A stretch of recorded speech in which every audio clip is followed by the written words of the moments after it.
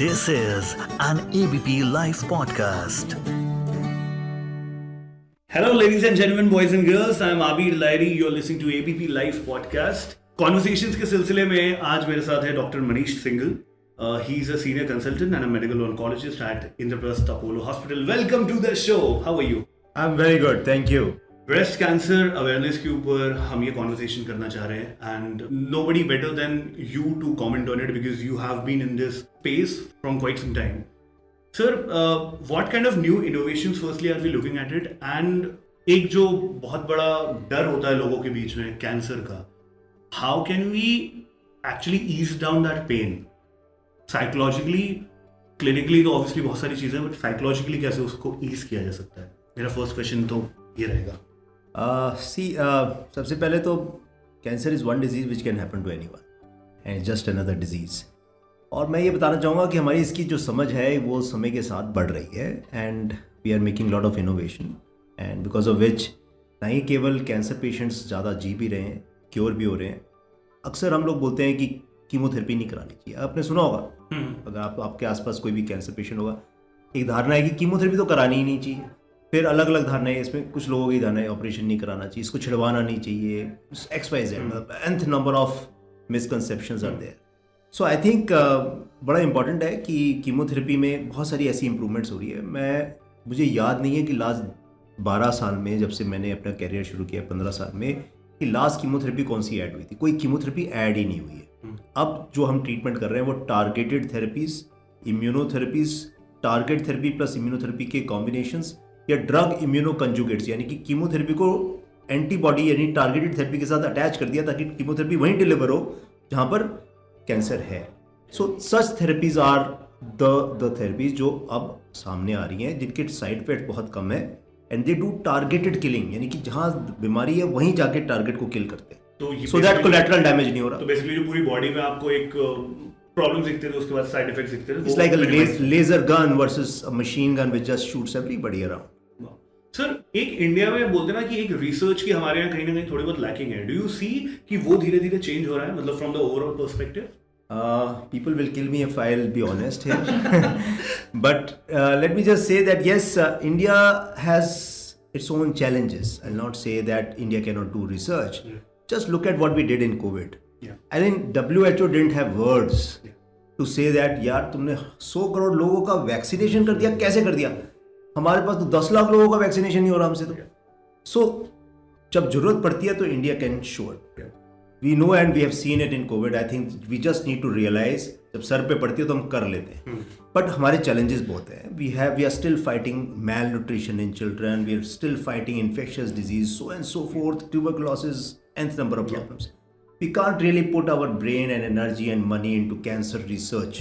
If I were to talk of only cancer, as such, the cancer incidence in India is still 1/4 of the cancer incidence in the US, right? So, but because of the large population, the overall cancer burden is very high. Because we are almost 7 times more populous than America. So, of course, our cancer burden is high because of the population factor. And the cancer incidence is increasing a bit more rapidly perhaps than in America, because वो developed world है, हमारा developing world है. So, but we don't have the time, the money, the commitment to do cancer research because it's very expensive.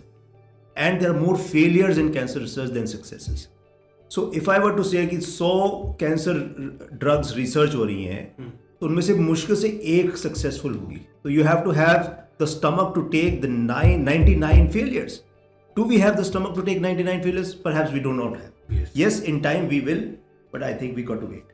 Sir, ये जो cancer ये आता कहाँ से? मतलब एक लोगों में हमेशा से एक क्यूरियोसिटी होती है कि ओरिजिन ऑफ कैंसर. हाँ, मतलब मैंने तो कभी लाइफ में सिगरेट नहीं पिया, कोई बोले मैंने कभी गुटखा नहीं खाया, मुझे कहाँ से हो गया? फिर बोलते जेनेटिक्स है, बोलते नहीं हमारे पिताजी भी नहीं करते थे, कहाँ से आ गया ये? सो स्पोरेडिक डिजीजेस, राइट? मेरे फादर का आज तक एक्सीडेंट नहीं हुआ, इसका मतलब ये नहीं है कि मेरा भी एक्सीडेंट नहीं हुआ. So accidents can happen. Moreover, the origin of cancer is known since 3000 BC, before Christ. Egyptian mummies have been dissected out and they have found evidence of osteosarcoma, which is a common bone cancer. Even dinosaur fossils have had elements of cancer. That means it is something which has been affecting ever since the dawn of human history, right? It started getting explored, and some people, even say that कि ये west से आया है, western है. Come on, मतलब किसी चीज की हद होती है. Yeah, the westerns, because we know that, we keep talking of, our godly figures and all, and Sanjeevani Bhutti and so on and so forth, that India was very developed at that time, but we don't have the proof of it. But the proof is what happened after Christ, after death. So most of the research started happening from Italian countries and Romans and all. Okay. The Hippocrates, we know the Hippocratic oath and everything. He was the father of medicine. He designed the term carcinomas, which is cancer.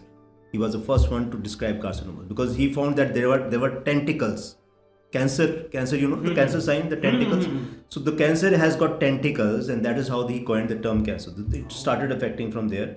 So people started thinking that it is coming from the West, but then people realized that it affects every human being. Yes, there are certain things which we don't even know. We are living in a world which is so very polluted. कितना pollution है? आप ABP news वाले और सारे news channels, सारे अखबार लिखते हैं रोज, आज AQI इतना है. आपने कब बॉदर किया? आपने अपनी गाड़ी का कब चेकअप कराया कि यार आपकी गाड़ी एक्चुअली में पोल्यूशन करती है नहीं? सिर्फ पुलिस वाले से बचने के लिए कराया. कितने पेड़ आपने लगाए, कितने पौधे आपने लगाए, कभी आपने पानी दिया अपने पौधों को घर पे? We don't have time for that. We don't have time for nature, so nature is not going to take care of us. Yeah. So I think it is everybody's duty. We are living in a polluted world, and I don't know, I don't have an answer to this. Right? If I were to give the answer to this, perhaps I'll get a Nobel Prize. Yeah. But I don't have the answer to this. But I think there's so many factors, environmental factors, which हम realize भी नहीं करते हो. और क्योंकि हम realize नहीं करते तो हम बहुत सारी सिंपल चीज़ों को implicate करना शुरू करते हैं. माइक्रोवेव में खाना मत करो, ठीक है, एल्यूमिनियम फॉयल मत लगाओ, और मोबाइल फ़ोन मत सुनो, हर चीज़ से कैंसर हो, इससे भी रेडिएशन निकलते हैं, इससे भी रेडिएशन निकलते हैं. And when we are faced with a situation like this, we start implicating everything around us, but we don't really understand कि क्यों होता है किसी को कैंसर. जब हम बात कर रहे थे, जो मैंने सबसे पहले आपसे सवाल पूछा था कि इनोवेशंस हो रहे हैं बहुत सारे, what kind of changes can we trace now जो आज से 10 साल पहले शायद नहीं होगा? सो सिंपल इज, बहुत सारी इनोवेशंस की वजह से टारगेटेड थेरेपीज हैं, जिसकी वजह से रिस्पॉन्स रेट्स जो पहले 10 में से 2 लोगों को फ़ायदा होता था, आज 10 में से 8 लोगों को या 6 लोगों को फ़ायदा हो रहा है. ऐसी इनोवेशंस हो गई हैं. ब्रेस्ट कैंसर स्पेसिफिकली में अगर हम बात करें तो there is a drug called as trastuzumab डिजिस्टिकैन. Trastuzumab was a molecule of a very good company called as Roche Genentech, which changed the history of breast cancer. Okay. Right? It was innovated in 94, and when 96 they rolled out clinical trials. There used to be a lottery system to get into a clinical trial. लोग generally clinical trial से बचते हैं, उसमें lottery, क्योंकि उसकी initial success rates की report आ गई तो लोगों ने बोला सबको दे दो. And there was a Hollywood movie which was made in 2006 on this drug. Now further innovations of trastuzumab has happened. Like along with the trastuzumab, it's an antibody which goes and binds to the receptor which is only present on the cancer cell, and stops the cancer cell growth. Now they have attached different drugs onto the antibody. Now these chemotherapy drugs get delivered to the target. It's like, how should I explain it? It's like Chandrayaan, यानी आपने orbit में enter करा दिया, वहाँ से एक चीज detach होके अब सीधा कैंसर सेल के ऊपर बैठ. Imagine that moon is a cancer cell, and you have made something reach very close to the cancer cell, and then the chemotherapy gets deposited on the cancer cell. So collateral damage हट गया. So they are making a lot of innovations over here. Now the response rates have increased to 90%, 20% to 90%. Almost everybody gets a response. There is hardly anybody who will not get a response. That can also be converted into a vaccine after a particular time. Maybe sometime, yes, perhaps yes. Why not? They are thinking in all directions. But I guess सब जगह सोच रहे हैं. We currently have vaccine for cervical cancer. Cervical cancer, but yeah, maybe a vaccine for breast cancer of this particular subtype. And now because these drugs had to be injected, means veins चाहिए आपको कई बार कीमोपोर्ट लगाने पड़ते हैं, मतलब बहुत सारे equipments लगाने पड़ते हैं. Now they have made these drugs subcutaneous. It's like आप हॉस्पिटल गए, subcutaneous इंजेक्शन लगाए जैसे इंसुलिन लगाते हैं, and then you are done. As simple as that. Means not only the drugs are improving, दवाइयाँ बेहतरीन हो रही हैं, दवाइयों की एफिकेसी बेहतरीन हो रही है, उनके साइड इफेक्ट्स कम हो रहे हैं, उनको देने के तरीके भी सिंपलर हो रहे हैं. जस्ट इमेजिन कि आपको किसी को भगवान न करे कैंसर है और उसको एक ऐसी दवाई लेनी है जो इंसुलिन की तरह लेनी है और घर बैठ के आराम से ले लो. अग्रीड. वो हॉस्पिटल के चक्कर काटना, लाइन में लगना, ये सब चीजें so many things. So things are becoming simpler. At this time, this subcutaneous injection cannot be given at home, which one of the innovations which may involve with time. एक question मे भी शायद layman के दिमाग में हमेशा आता होगा कि कैंसर का इलाज कईयों का घर बार छीन लेता है, पैसे चले जाते हैं, सो तो है। कैसे इसको हम रेलेवेंट बनाएंगे कि क्योंकि ये एक ऐसी बीमारी है जो बहुत लोगों तक फैल रही है, कैसे धीरे धीरे टेक्नोलॉजी के इम्प्लीकेशन से शायद वो फ्यूचर में सस्ता हो पाएगा? मैं इसके बारे में ये बताना चाहूँगा कि काफ़ी लोग समझते हैं कि कैंसर का इलाज बहुत महंगा है, इसमें कोई डाउट नहीं, बट इंडिया में फिर भी बहुत सस्ता है। अगर किसी ने किसी अस्पताल में चक्कर काटा होगा कभी, किसी अच्छे बड़े अस्पताल में, जैसे मैक्स हो गया, अपोलो हो गया, max Medanta and all that, they would have seen lot of African patients, they flock to these hospitals. Tell me, are these Africans richer than us? मतलब इनके पास ज़्यादा पैसे? नहीं, बट वो इंडिया क्यों आते हैं ट्रीटमेंट के लिए? क्योंकि सस्ता पड़ता है, कि वो अमेरिका नहीं जा सकते। America and western world, Hong Kong, Singapore are much more expensive. India has been labelled as the pharmacy of the world.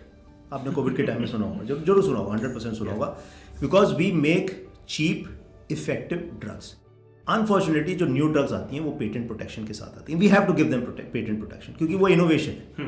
और वो ड्रग्स जब इंडिया में लॉन्च होती हैं तो जनरली आधे रेट पे लॉन्च होती हैं बाहर के देशों से। उनका नाम चेंज कर दिया जाता है ताकि यहाँ से पिलफ्रेज होकर बाहर ना चले जाएं कहीं। So they change the name, the trade name, and generally उसका रेट्स काफ़ी कम कर देते हैं इंडिया स्पेसिफिक रेट पे।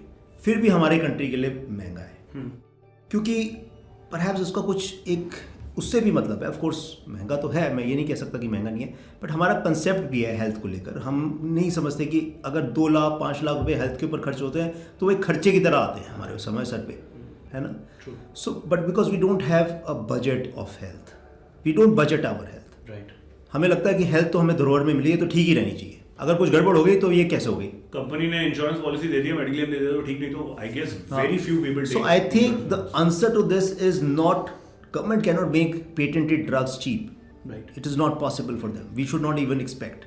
The government कैसे करेगी? और government हमारी सारा खर्चा ओढ़ ले, ऐसा भी नहीं हो सकता. I think we got to have a good coverage of health insurance. By this, I think the only message that can be sent home is to have a good health insurance for all family members who are eligible. That is the only way you can not. आपके ऊपर आएगा ही नहीं, health का burden नहीं आएगा। अब ये तो हम नहीं कह सकते कि भाई आप कोई संजीवनी बूटी तो नहीं खाकर आया ऊपर से, या अमृत तो नहीं पीकर आया कि भी कभी बीमारी नहीं पड़ेंगे। Right. When I was a child and I used to attend school, it was not taught to me, so I can not blame. There was a system that health is not budgeted. लड़की की शादी budget होती है, आपका घर budget होता है, आपका कार बजट होती है, आपका छुट्टी भी बजट होती है, लेकिन हेल्थ बजट नहीं होती भाई।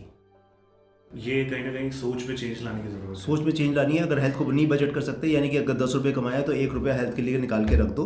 अगर नहीं रख सकते तो भाई हेल्थ इंश्योरेंस ले लो and take a good health insurance, then it will not pinch you. That make sense.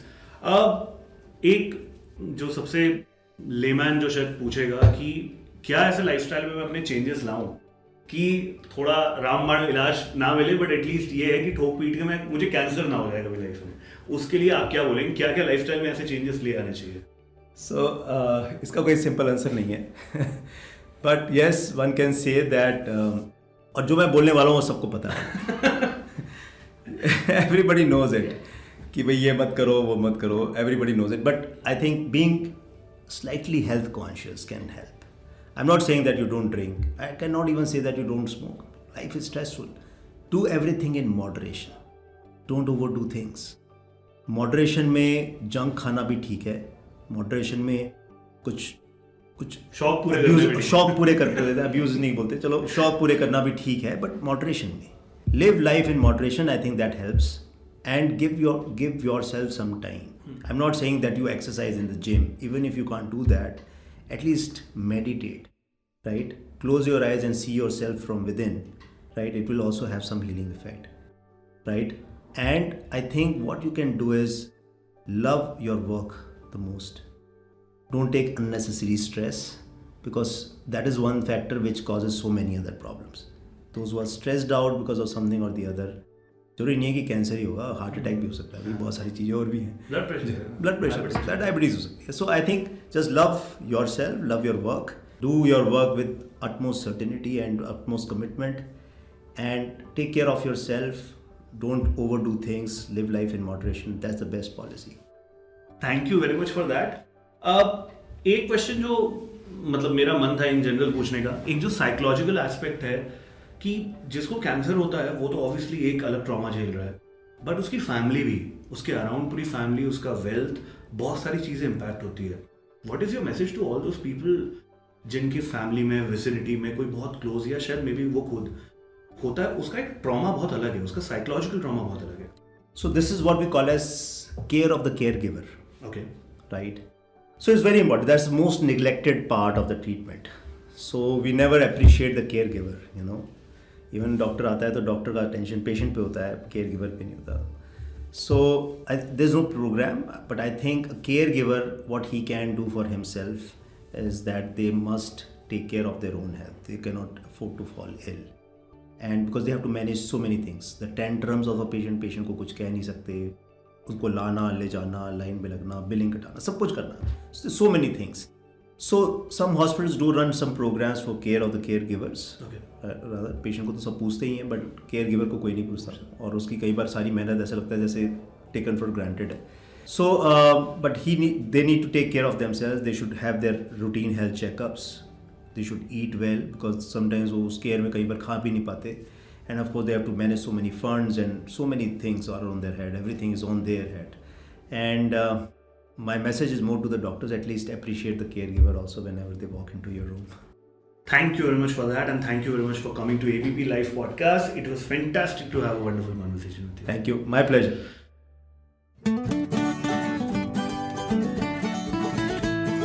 This is an ABP Live podcast.